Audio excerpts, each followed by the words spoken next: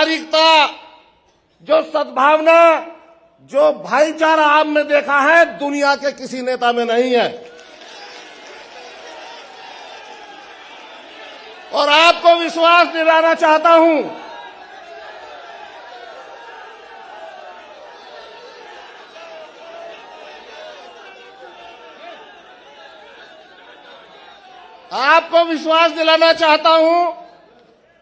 कि मार्च में आपको उत्तर प्रदेश के सीएम की शपथ दिलाएंगे, ईश्वर ने चाहा, और 2024 में आपको प्रधानमंत्री की शपथ दिलवाएंगे। इस विश्वास के साथ आपको धन्यवाद। जय समाजवाद।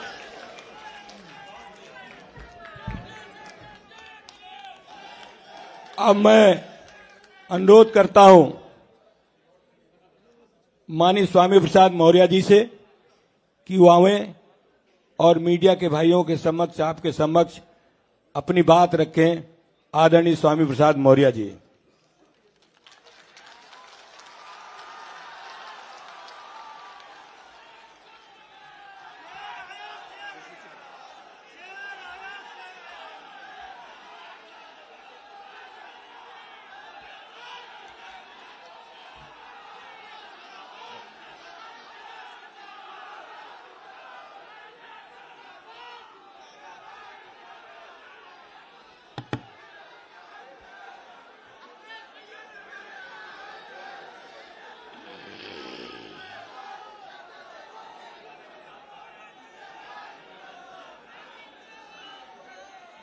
आज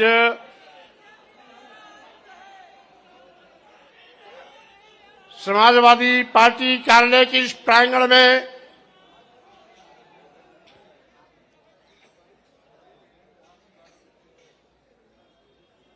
समाजवाद और अंबेडकरवाद के इस समागम अवसर पर समाजवादी पार्टी के राष्ट्रीय अध्यक्ष, पूर्व मुख्यमंत्री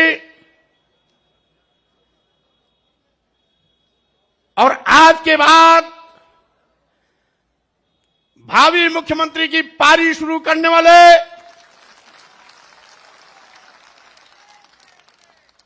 श्री अखिलेश यादव जी अभी आपको संबोधित कर रहे थे।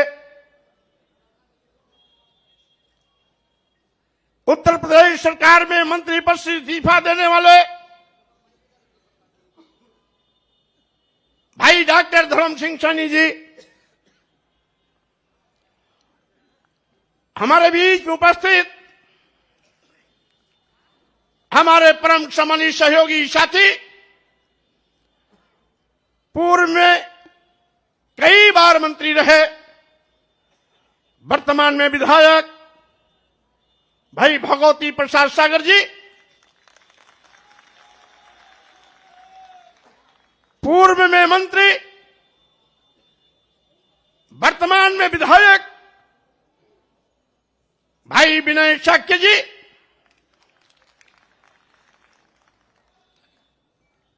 तीन बार विधायक रहने वाले जो अभी विधायक पद से फिर इस्तीफा दिया, बहुत ही कर्मठ साथी भाई रोशनलाल वर्मा जी, अभी निषाद समाज से ताल्लुकात रखने वाले डॉक्टर मुकेश वर्मा जी, जो विधायक पद से इस्तीफा देकर के आपके साथ खड़े हुए हैं, हमारे प्रजापति समाज से भाई ब्रजेश कुमार प्रजापति विधायक, जो तिंदवारी से इस्तीफा देकर आपके बीच आज भारतीय जनता पार्टी को उखाड़ फेंकने का संकल्प लेकर के यहां मौजूद है। हमारे विधायक जो भी इस्तीफा दिए, चौधरी अमर सिंह, शोहरतगढ़ सिद्धार्थनगर,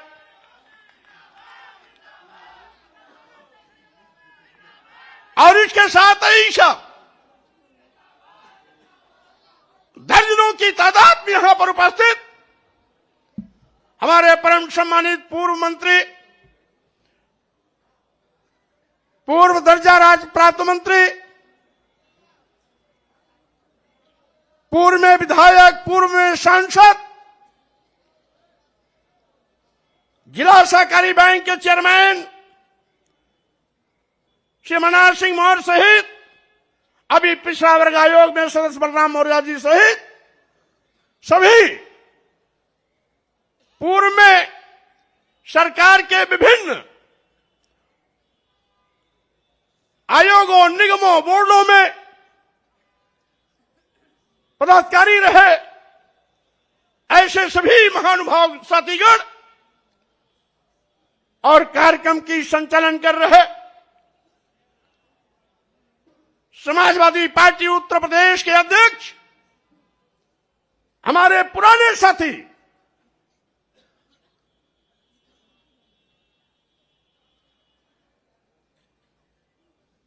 सम्मानित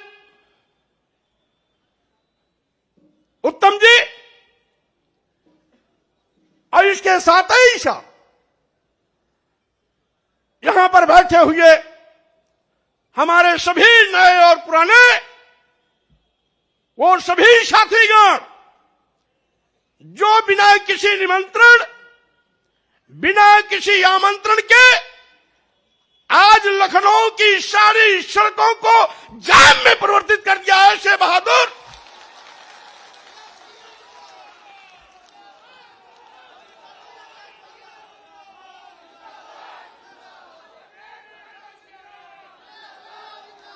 ऐसे बहादुर सभी सम्मानित भाइयों, बहनों, नौजवान साथियों, मीडिया के हमारे सम्मानित साथियों, भाइयों,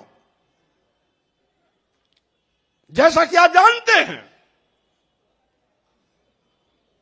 आज 14 जनवरी मकर संक्रांति भारतीय जनता पार्टी के अंत का इतिहास लिखने जा रहा है।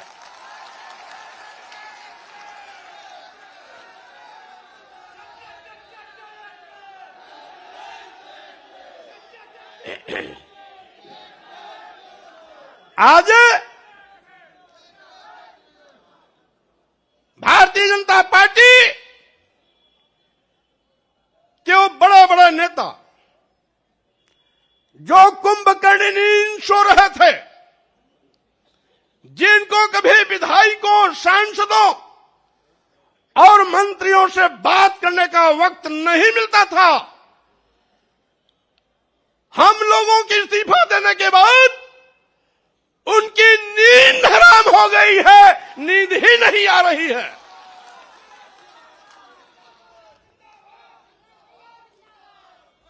और साथ ही साथ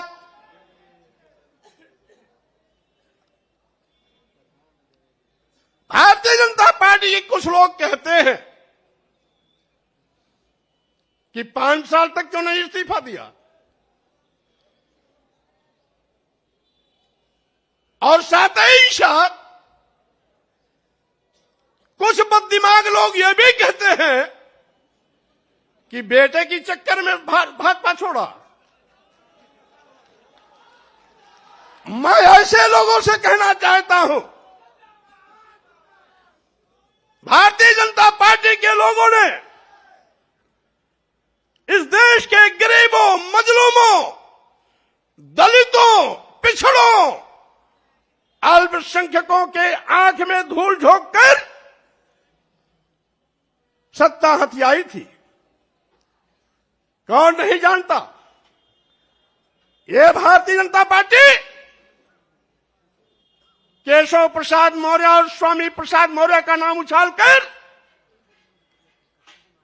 पिछड़ों के बलबूते पर सरकार बनाई थी।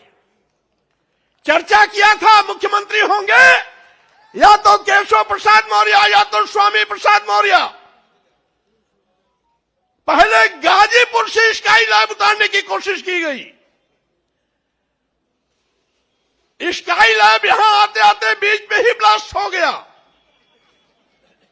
दूसरा स्काई लैब गोरखपुर से लाकर के मुख्यमंत्री की कुर्सी पर बैठा दिया और पिछड़े वर्गों की आंख में धूल झोंकने का काम किया।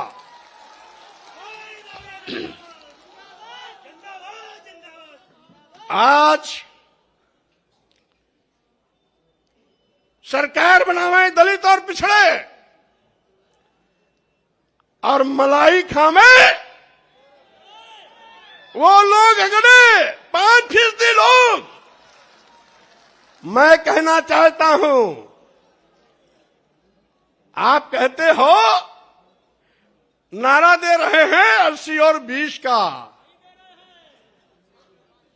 और मैं ये कहता हूं 80-20 नहीं, अब तो होगा 15 और 85 का। 85 तो हमारा है, 15 में भी बंटवारा है।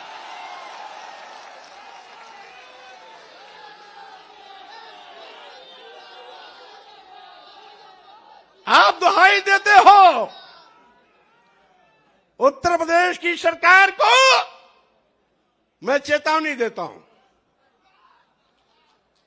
आप कहते हो हम हिंदू कार्ड पर चुनाव जीतेंगे। अगर आप बड़े हिंदू के हमदर्द हैं तो अनुसूचित जात, अनुसूचित जनजाति, पिछड़े वर्गों को भारतीय संविधान के अंतर्गत जो अधिकार देकर के आरक्षण की व्यवस्था दी गई, उसको अजगर की तरह निगलने का पाप क्यों किया आपने? अभी अभी 69,000 शिक्षकों की भर्ती हुई, 19,000 आरक्षित पदों पर सामान्य वर्ग को नियुक्ति पत्र दे दिया।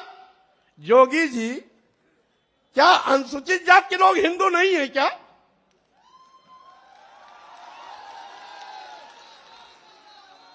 क्या अनुसूचित जनजाति के लोग हिंदू नहीं है क्या?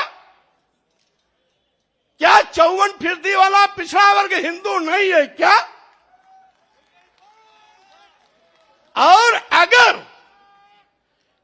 23% वाले अनुसूचित जाति और जनजाति के लोग हिंदू हैं, 54% वाले पिछड़े वर्ग के लोग हिंदू हैं, तो इन 54% और 23% के आरक्षण को आप क्यों निगल गए? क्यों दूसरों को इनका हिस्सा दे दिया? आप बड़े हिंदू के हमदर्द बनते हैं। और यही नहीं, मैं कैबिनेट में था, एक प्रस्ताव आया, बिना एडवर्टाइजमेंट निकाले, बिना आवेदन पत्र मांगे, कैबिनेट में चिकित्सा शिक्षा विभाग का एक प्रस्ताव आया कि चूंकि अनुसूचित जाति, जनजाति और पिछड़े वर्ग के अभ्यर्थी उपलब्ध नहीं है, इसलिए इनकी जगह को सामान्य वर्ग से भर दिया जाए। हमने कैबिनेट में करारा विरोध किया। हमारे विरोध पर मुख्यमंत्री ने भी अपनी सहमति जताई। सहमति जताने के बाद भी उस नियुक्ति पर रोक नहीं लगाई। ये हमदर्दी है। और हमने पूछा, क्या आपने एडवर्टाइजमेंट निकाला? नहीं। तो हमने ये कहा, आपने लिखा कैसे? एक बार विज्ञापन निकलता, दोबारा निकलता, तिबारा निकलता, और तीनों बार में जब कोई आवेदन नहीं आते तो इस प्रकार की नोटिंग होती। आपने बिना आवेदन लिए, बिना एडवर्टाइजमेंट निकाले, ये लिख करके सीधे सीधे आपने पिछड़ों और अनुसूचित जाति, अनुसूचित जनजाति के आरक्षण के हिस्से की सीट सामान्य वर्ग को दे दिया। यही नहीं, अब तो सरकारी संस्थान भी निजी क्षेत्रों में दे रहे हैं, क्योंकि न रहेगी बांस न बजेगी बांसुरी। यानी जब सरकारी संस्थान निजी क्षेत्र में चले जाएंगे तो आरक्षण देने की जगह ही नहीं रहेगी, आरक्षण अपने आप खत्म हो जाएगा। क्योंकि निजी क्षेत्रों में आरक्षण वैसे भी नहीं होता। तो जोगी जी, मैं ये कहना चाहता हूं,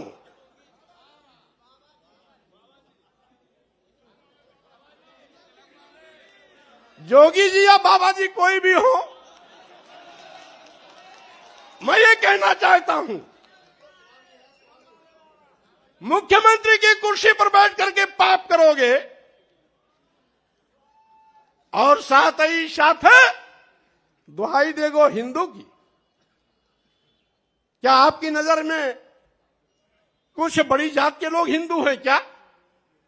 अनुसूचित जात के नहीं है, अनुसूचित जनजात के नहीं है, आदिवासी नहीं है, पिछड़े वर्ग के नहीं है। तो वही 10-5% अगर आपके हिंदू हैं तो आपका खटिया खड़ी बिस्तरा गोल होना तय है। क्योंकि बंटवारे की लाइन आपने खींच दिया है। अब तो अनुसूचित जात, जनजात, आदिवासी, दलित, गरीब, पिछड़े, मजलूम सब एक साथ खड़े होंगे और 8-10% जो आपके साथ, जिसको आप हिंदू मानते हो बड़ी जाति, वो आपके साथ खड़ी होगी और उसमें भी हम बंटवारा करेंगे। क्योंकि उन बड़ी जातियों में भी कुछ समाजवादी चिंतन के हैं और कुछ अम्बेडकरवादी चिंतन के हैं। इसीलिए साथियों, मैंने कहा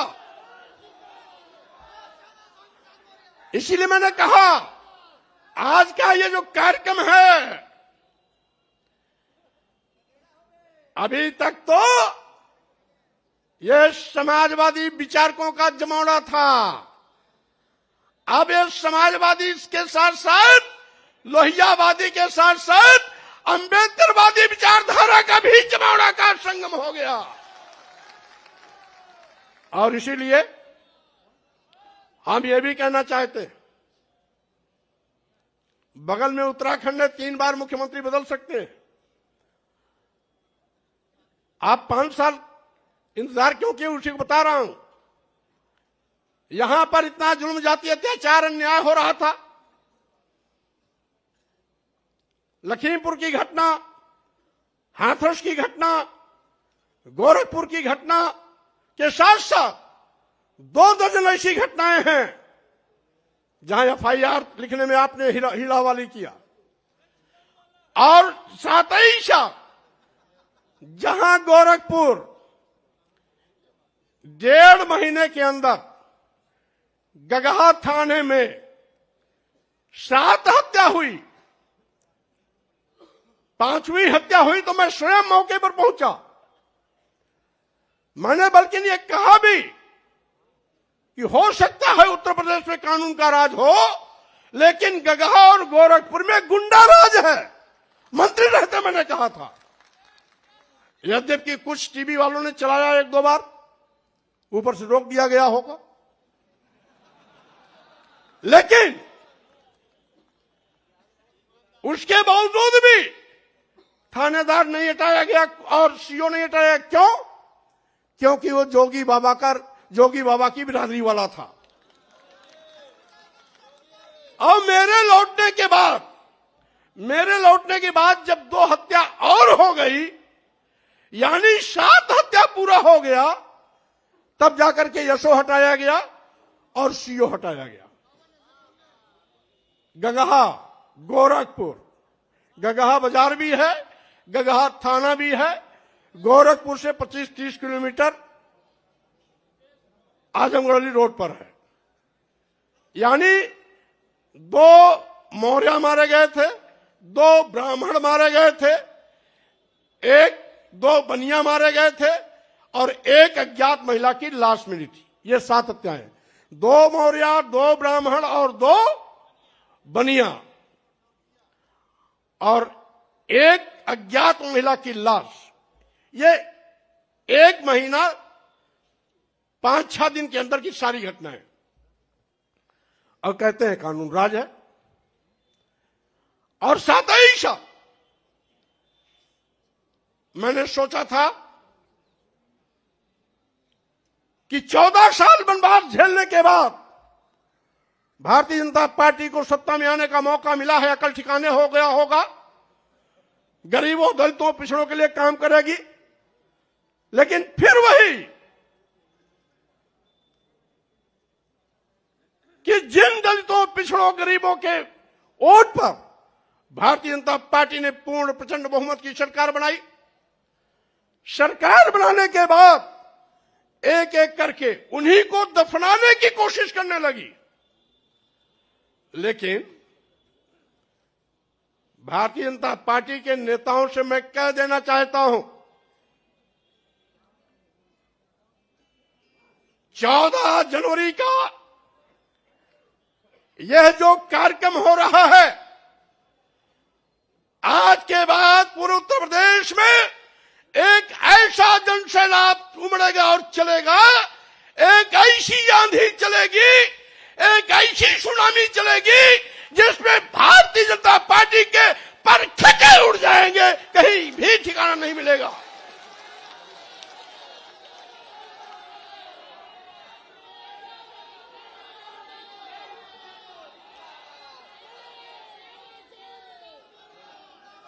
और साथ ही साथ मैं ये भी कहना चाहता